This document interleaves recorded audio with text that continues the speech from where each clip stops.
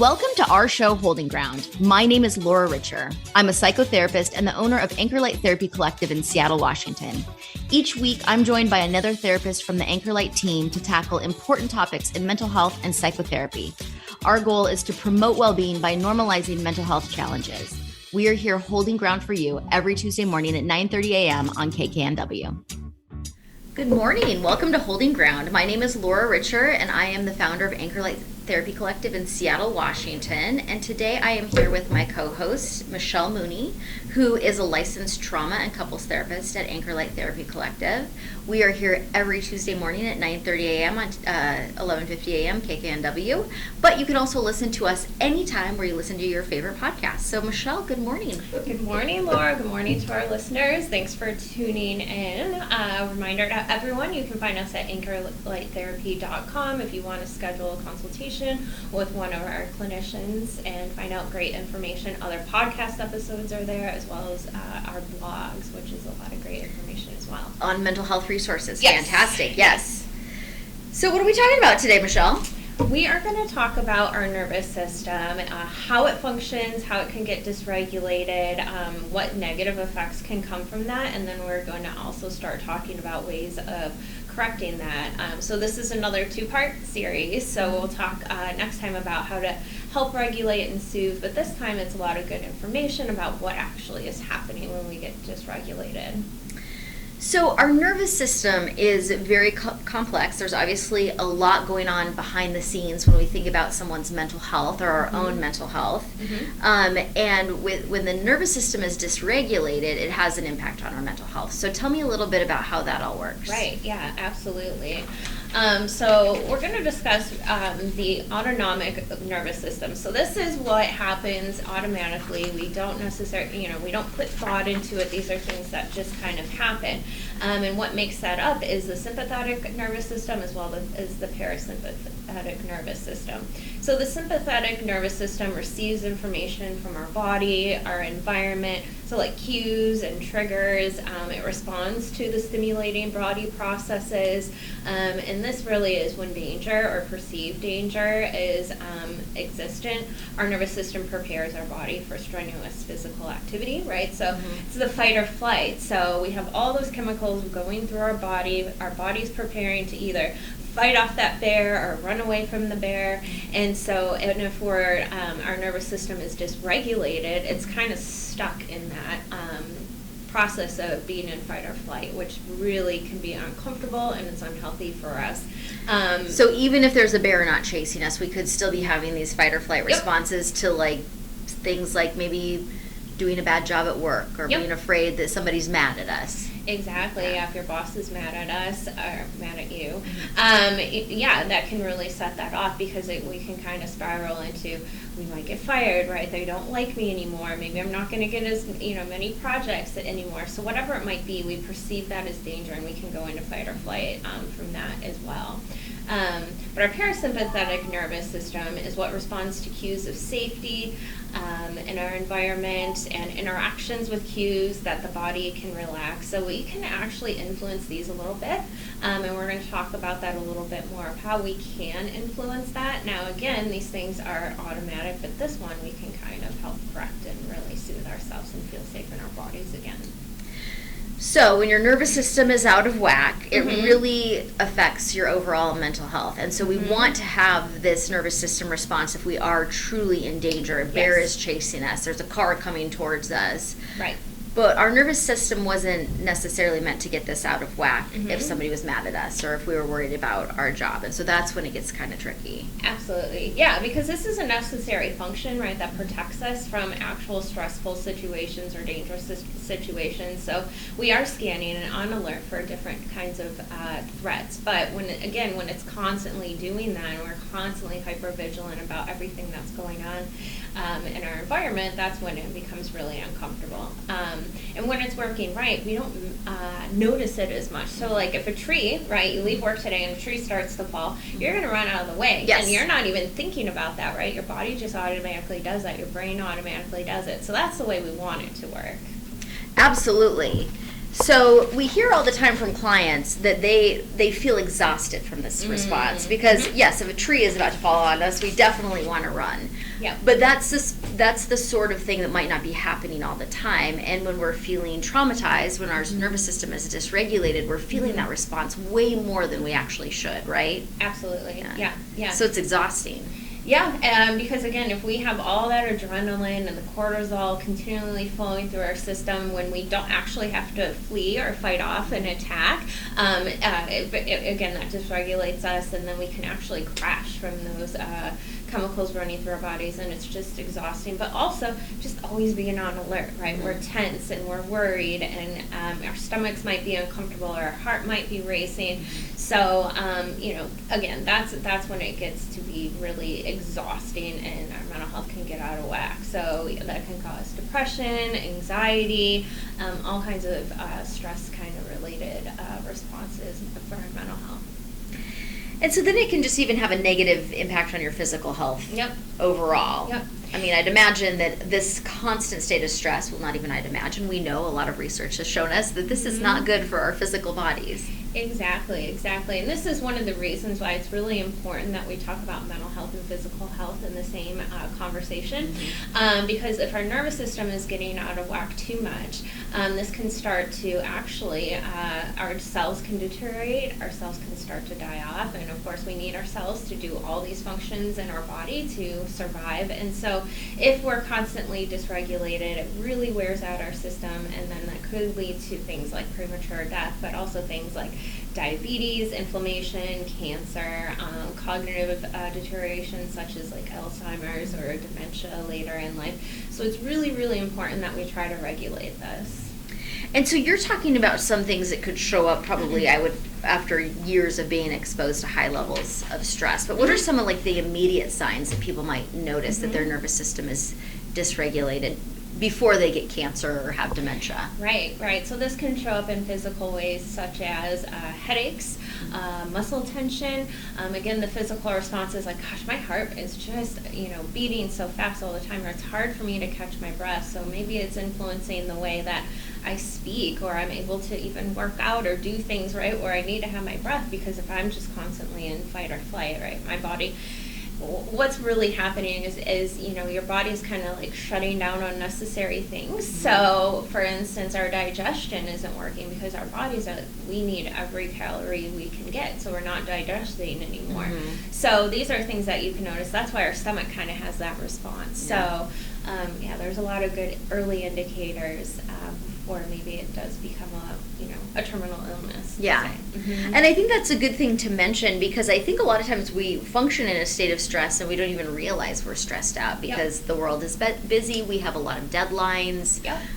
There's a lot of demands on our time and our attention, and you become accustomed to that as like your normal state of being. And again, if our nervous system is working well, so let's say you have the example of running late to work.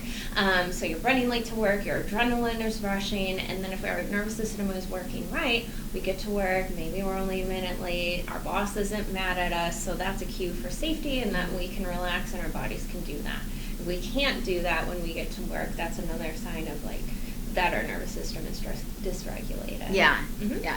And I hear a lot of clients say that they notice that they can't come down from that state of stress, like after the workday is a good time when you might see that you can't relax, that you can't shift gears and stop thinking about whatever the stressor was, that you're having trouble sleeping. So that might be an indicator too that you've become more stressed than you maybe even realize. Or becoming dysregulated about potential upcoming things, so other deadlines or other meetings you might have to do or other presentations. So then those can feel like threats if that's something that causes us a lot of stress. So that, exactly, we can lay in bed and ruminate, oh gosh, that project tomorrow, that deadline tomorrow, and that can cause that fight or flight response as well. We hear a lot of times where people can't fall asleep because they're just ruminating about all the things that are upcoming or all the things that they said or did that they feel embarrassed about. So, and that can keep us really anxious and keyed up. Or waking up suddenly thinking about those things, opening their eyes and just flooded with worry the second that you wake up. Yeah, absolutely. All signs of a dysregulated nervous system.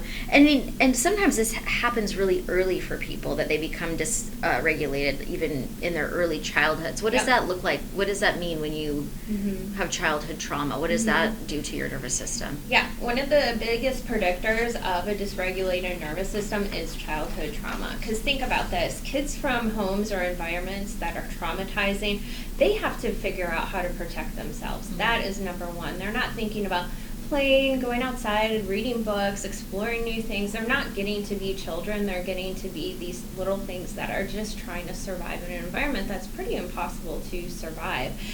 So adults, really shouldn't be the reason why children need protection, right? The adults should be the ones protecting them. Kids shouldn't have to figure out what to do to protect themselves. So that often looks like, for kids, a lot of fawning behavior, just falling in line with what parents say, maybe saying or doing things that aren't authentic to who they really are. And then all they're doing is responding to danger, and they're not really able to develop personalities or interests because they're just trying to get through the day. So childhood trauma is the earliest predictor, because again, they're in a constant state of fear. So if you're in a constant state of fear, you're ready to go, right? Yeah. Fight or flight. So unfortunately, children who grow up with childhood trauma, this is a really difficult thing later on in life.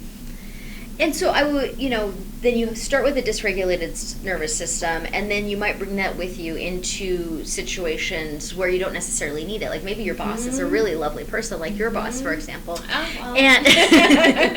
And but yet there's something that, authority figures don't feel safe, or you feel like you're constantly going to be criticized, or there could be all kinds of things that your nervous system now is responding to something that isn't actually happening. So what is what's going on in situations like that? Yeah, absolutely. So children who grow up in a traumatic home, they become really in tune with things like facial expressions, noises, any change of tone of voice. So because, right, if mom frowns, well, I might be getting punishment tonight, or I might need to take myself out of here because, dad's starting to raise his voice, and that's a cue for danger. So then we see those things later on in life. So if our boss frowns, right, that person's brain is conditioned to know that means danger, and then they go into fight or flight. Right? When our boss frowning, right, just might be, she didn't have a satisfying lunch, right? It doesn't mean she's mad at me, right? But that's where my brain goes. But it's triggering that cue of danger. Yeah, exactly. And the other thing too, unfortunately, is children who grow up in traumatic homes, their brain actually develops differently than somebody who doesn't grow up in a traumatic home.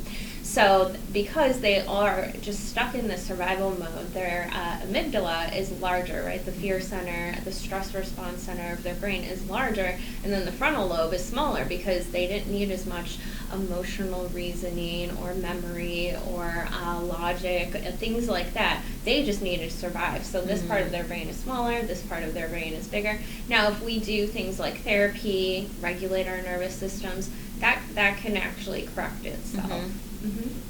So it's good to know that you can heal this trauma too, that it doesn't have to be permanent damage. There are things that you can do to work through it. Exactly. Yeah. And that's, in adulthood too, things like lifestyle changes. So really taking care of yourself, eating right, maybe taking supplements, exercising, whatever it needs to be. And we'll talk some more about what some of these things are that we can do for our nervous system next time. But those are things where you can really start to correct some of the harm that happened to yourselves early on in life.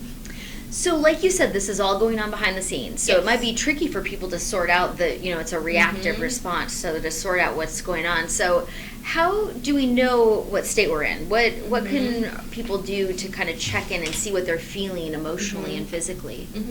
Yeah, so if their sympathetic nervous system is activated, their brain is saying, I can get to safety, right? I need to figure out how to get there, though. So there's panic, fear, worry, anger, maybe some irritation that's going on. Some physical signs is increased heart rate, again, high blood pressure, pupil size. So somebody who is in survival mode, their pupils are much bigger, right? So that's a way of being able to tell if you or someone else is maybe in fight or flight. And then again, what this decreases is things like fuel storage, or fuel digestion, and also what can really be impacted by this, and we'll talk about this a little bit later, is our ability to connect to other people. Because again, we're just trying to figure out how to survive. I'm not thinking about how your day was and maybe why you're upset with me and what emotions you might be going through. No, right? I see that frown and I'm out of here. Yeah. And that's feels like a threat. Yeah, exactly. So if we're in the parasympathetic nervous system, which is where we want to be, our brain is saying, I'm safe right now. I'm settled, I'm grounded. Again, compassion for other people. So that can be, obviously that's a sign that we're okay, that we're in a calm and restful state. So. Okay. Mm-hmm. And then what about freeze? I know a lot of people talk about freeze. So some people say, I don't do fight or flight. I can't even talk. I can't respond. I feel like a deer in headlights. Right. Yeah. What's absolutely. going on with someone who has that experience? So if you're in freeze, that is the kind of last resort. So again, using the example of the bear, I can run from the bear or I can fight off the bear. But if we go into freeze, we're just kind of like almost playing dead, right? Our body is just kind of done. And we're just kind of hoping if I play dead, that maybe the bear won't be interested in me anymore. So that's where that comes from. So the brain in that moment is saying, I can't be safe, right? So the beginning one, right, I can get to safety. That's our parasympathetic nervous system. So again, that releases a lot of uncomfortable things into our bodies, but our brain says, I can be safe.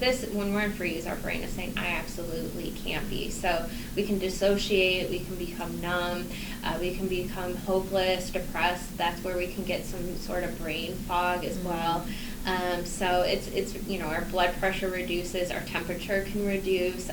So yeah, that's the last resort. So that's really part of that's actually called, so there's a vagus nerve in our system, and we're going to talk about that a little bit more, but the front of it is relaxation. The back is the dorsal piece of that nerve. So that's what is really responding to danger, and when that's engaged, we're in freeze. Gotcha. Okay, so can you give us some examples of what this looks like in different areas of people's lives, just so people can have a better understanding of maybe what response they're going into when the nervous system is becoming dysregulated? So thinking about triggers, and we'll talk about that a little bit more. So this example maybe isn't going to happen in your everyday life, but this is a really good example. So if I go to the zoo and I see a tiger, my sympathetic nervous system is saying, there's a danger here, right? My body starts to respond before my brain can catch up with it. So I might back up. I might try to walk away. I might puff up my chest to appear stronger. If that dorsal part of my vagus nerve is engaged, if that would look like my life is in danger, right? If the tiger starts running towards me, my life is in danger, and then again I freeze, dissociate. But the parasympathetic nervous system, if everything is working right, then it picks up on the cues of safety. Oh wait, he's in a cage, he's behind glass, I'm okay. So hopefully that is the way that would happen. Yeah. So how about, Laura, with clients that, what's a good example of that, particularly in relationships? So we see the nervous system become dysregulated when people are having conflict in relationships. Oftentimes that's going to be with their romantic partners, but it could be with their parents or their friends or even their coworkers. And so when there's conflict, sometimes we perceive conflict as a threat, although this sounds way out there, we might see that as the same kind of threat as like a tiger chasing us. That there is, your nervous system is saying, this is danger. I'm not going to be accepted by this person, or this person is somehow going to overwhelm me or take advantage of me. And so the nervous system responds. And then, since we both do a lot of couples therapy, we see this quite a bit. You might have dysfunctional behaviors in a relationship where you might become particularly critical or attacking of your partner. You're going into fight. Or you become flooded and you start shutting down, or what the Gottmans call stonewalling. You're going into freeze. You can't really respond to what they're needing from you because there's a threat, and your nervous system just says, be still, and hopefully this will just stop and go away. Right, exactly. Right. And that all those things work really well, right? But again, these things can come from early childhood trauma. Again, the brain is programmed to see all of that and pick up on those cues and being really anxious about that. And then the brain can go, they're going to leave me, right? They're going to abandon me. I can't trust this person. A lot of times when there's childhood trauma, children learn I can't trust other people. Yeah. Right? Like you were saying, authority figures, but also our relational partners. And relational trauma is really, obviously there's a lot of bad trauma, but we talk about trauma in like, okay, a car accident, an earthquake, those things are devastating, right? That is devastating trauma. But relational trauma is an atrocity, is what, So, because, right, we need to connect with each other to survive, and this is telling us it's not safe to do that. Right. Yeah. And that's an interesting point that you bring up. It is a survival instinct that we have, that as human beings, we need to be able to be in community and connect with other human beings. If we are kicked out of the village and out on our own in the wilderness, we will probably not survive and will die without a community. So on some level, instinctually, we know that, and so that is why relationships feel like a threat. But if you have secure behavior relationship, or if you're in your parasympathetic, is that right? All right, nervous system. Then you can do all of the things that are healthy in relationship dynamics. You can say, oh, there is conflict here. This is an opportunity for us to understand each other better. Or maybe my friend or my partner had a bad day. I wonder what's going on with them. And you have the ability to stay stable and work through interactions. Yeah. Versus my partner had a bad day, so it was because of me. Yeah. I did something wrong. Yeah. So ideally our brains are wired for connection, right? That again, like the example you gave, push out of the village, that's going to be dangerous because maybe we're not going to survive, right? We need our tribe, our community to hunt, to fight things off, right? This started very early. Yeah. So hopefully our brains are wired for connection. Trauma wires our brains for protection. Yeah. And this is a lot of what we're talking about today. Well, Michelle, that is all the time that we have for today, but we are going to continue this conversation next week in part 2, and that is when we're going to share a lot of the skills and tricks you can use so that you can regulate your nervous system and find safety in your own body. So Thanks for listening, and we'll see you next week. Bye. Bye. Thanks for tuning in to Holding Ground. You can hear us here every Tuesday morning at 9:30 a.m. on KKNW. I'm Laura Richer at Anchor Light Therapy Collective. Find us online at anchorlighttherapy.com. And we'll see you next week.